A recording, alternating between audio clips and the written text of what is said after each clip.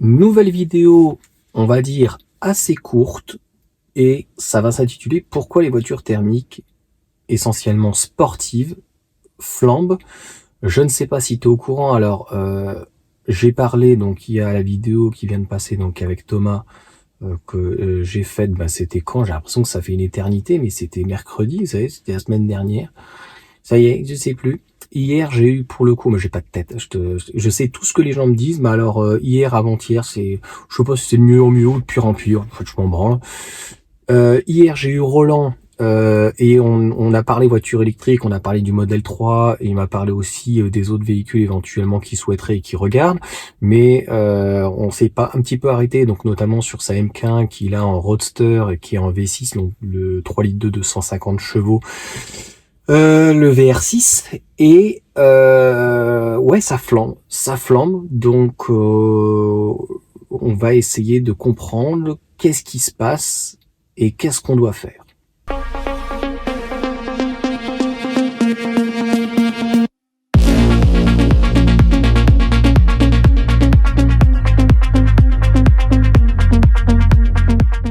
Alors tout d'abord, d'une manière globale, toutes les voitures thermiques, même hybrides et hybrides rechargeables, explosent.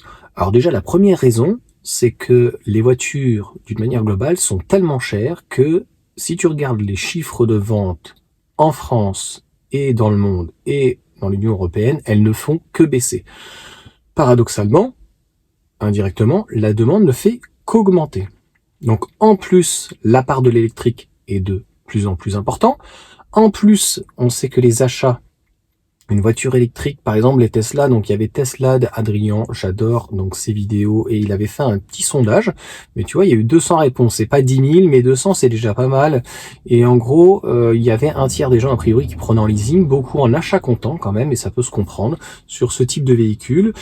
Par contre sur la Dacia Spring, quand je l'avais essayé, la personne me disait 90% de leasing. Donc ça veut dire que des voitures électriques qui ont 1 an ou 2, maximum 3, mais plutôt 1 an ou 2, quand elles sont prises en leasing pendant, hier j'étais en livraison avec Hervé, donc Tesla mord pas, il l'a pris sur 4 ans, ça veut dire que le véhicule ne sera pas disponible avant 4 ans.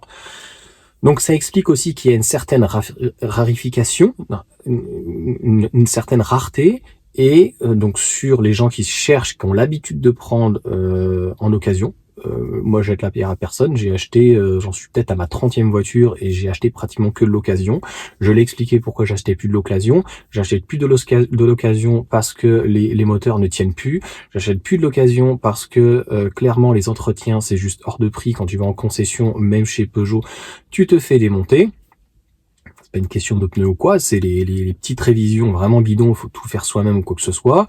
Donc les moteurs qui sont fragiles et toutes les pièces inhérentes à la dépollution, donc du véhicule, les FAP, les vannes, les GR, enfin, même quand tu as même un essence, voilà quoi, c'est même pas la peine, enfin les THP ou tout ça. Tu as aussi donc là l'essence qui ne fait qu'exploser. Moi j'étais à l'éthanol depuis pratiquement 10 ans. J'ai connu l'éthanol où je le payais à peu près 50 centimes, mais encore en Ile-de-France, là où j'étais, il n'était pas assez répandu, mais Total le vendait, je le touchais à 62 centimes, je crois, 62, après ça commence à faire 67, 72, 75, 80, 90, 1 euro, 1 euro 15, j'ai dit stop, c'est fini. Et puis, il y a aussi le fait que quand tu cherches une voiture d'occasion, on en a parlé avec Hervé, c'est dommage que j'ai pas pu l'introduire en vidéo. Là-dessus, je pense que je dis pas de bêtises, il est un petit peu, si on peut dire, timide ou réservé, où il veut pas, et donc c'est son choix. Mais on a parlé que oui, quand il a acheté beaucoup de Fiat, mais je le rejoins aussi sur la C4 coupé que j'avais, une compacte, une Fiat, une Citroën, une Peugeot, tout ce que tu veux. Dans les 20 000, t'avais un beau package. Il m'a parlé des Fiat Stilo. C'est vrai que les berlines étaient plutôt dans les 30 000. Mais une citadine très bien équipée ou une compacte bien équipée aussi, on l'a touché aux alentours des 20 000. Donc, ça ne fait qu'exploser. Et une très très bonne cote qui tient parce que c'est l'offre et la demande. Donc, voici pourquoi. Et alors, il y a une deuxième partie qui est plus atypique sur les sportives, où là, c'est complètement fou. Je te donne un exemple, je n'ai même pas regardé, je le regarde même plus tellement que ça me dégoûte. Des petites Boxster, j'en ai déjà parlé, un petit jeune qui touche un peu, tu vois, la mécanique ou quoi, en taper une à 10 000 euros, il pouvait. Moi, je l'avais vendu aux alentours des 19, il y en avait pratiquement à 13, 15. Elle avait pas beaucoup de kilomètres, elle avait 20-30 000, elle était très propre. Dans les 20 000, on pouvait trouver donc des Boxster 987 à partir de 2005, la deuxième génération. Même les caïmans, t'avais des caïmans bizarrement plus en 3 litres 4, 6 cylindres, là, 20, 22, là c'est 25, 30, et pour le coup, ça m'étonnerait, et ça m'étonne pas ce que Roland il m'a dit hier, ça MK1, Roadster 3 litres 2 V6 et tout, super recherché, 30-35 000, bien entretenu et tout, c'est sûr que, et ça le fait, et donc Thomas pareil, nous l'a dit donc dans la vidéo, donc j'enregistre, il est dimanche, donc ce matin, que bah s'il voulait une voiture plaisir, même d'occasion, c'était 25-30 000. Et alors les sportives, c'est encore pire, c'est-à-dire que déjà il y en a plus.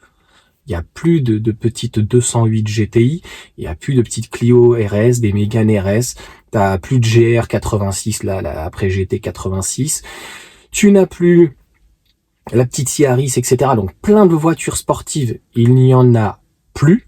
Et pour ceux qu'il reste, par exemple, comme le Ford Mustang, l'année prochaine, j'en ai parlé, j'ai fait une vidéo, je la remettrai peut-être ici, ou je la remettrai pas.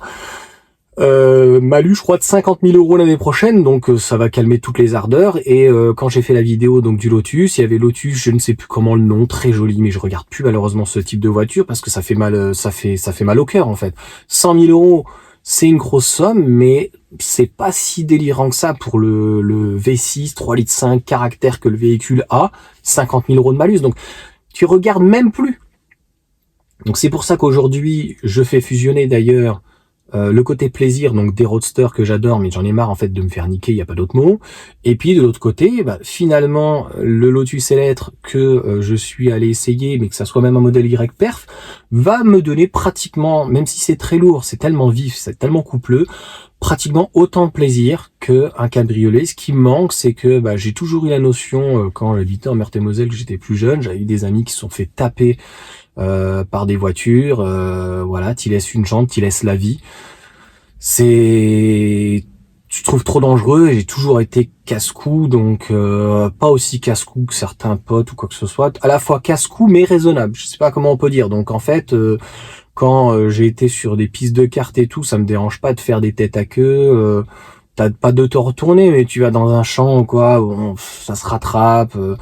J'ai toujours adoré à Fréjus et puis à d'autres endroits là, il y a les tours de manège là, les trucs où des fois t'as la boule, elle se détache. J'ai fait les trucs ascensionnels, j'adore ça, j'adore vraiment avoir les accélérations et tout, le bruit des V6.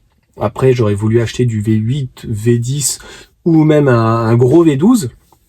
Mais ça devient, c'est même pas une question d'entretien ou d'assurance, ça devient inaccessible pour des véhicules quand même de cette trempe-là. Donc, la voiture électrique a certes peut-être des contraintes, mais a de gros avantages. Et l'avantage, donc, on en a déjà parlé. Donc, moi qui pensais clairement que ça allait, le marché, se casser la gueule, non, ça va se rarifier. Et donc, il n'y a pas que les sportives, les petites sportives qui vont prendre. Toutes les voitures vont prendre. C'est pour ça que voiture ingénierie, ça s'appelle un salopard. Allez raconter aux gens, allez acheter un diesel, c'est super, c'est génial. Non, profitez qu'en fait, il a encore une très bonne valeur pour pouvoir vous acheter une belle voiture électrique. Dans ces cas-là, vous pourrez garder tout autant. Parce que ça devient, par contre, en termes d'entretien, même un diesel, des fois, tu peux te retrouver à 6, 7, 8 litres. En fonction, et même plus, hein, c'est un V6, 8 x 2, ça te fait 16 € du 100 km. Profites-en pour te faire plaisir. Voilà le court format, donc j'espère que ça vous aura plu, cette petite chose. J'ai pas la science infuse, dis-moi en commentaire qu'est-ce qui fait que ça explose, ce prix, au-delà de l'offre et de la demande, le fait qu'il y ait le malus, le fait que voilà, donc ça se rarifie et que les vendeurs en fait en profitent pour faire monter le prix, et comme je t'ai dit, donc que ça se rarifie au niveau et à cause de la voiture électrique et qu'il n'y en a pas assez en occasion. Je vais toujours flipper quand je suis dans la voiture, t'as vu, il doit y avoir un verrouillage ou quoi de la batterie, ça vient de sauter, je pense que tu l'entendras pas. Sur ce, ciao.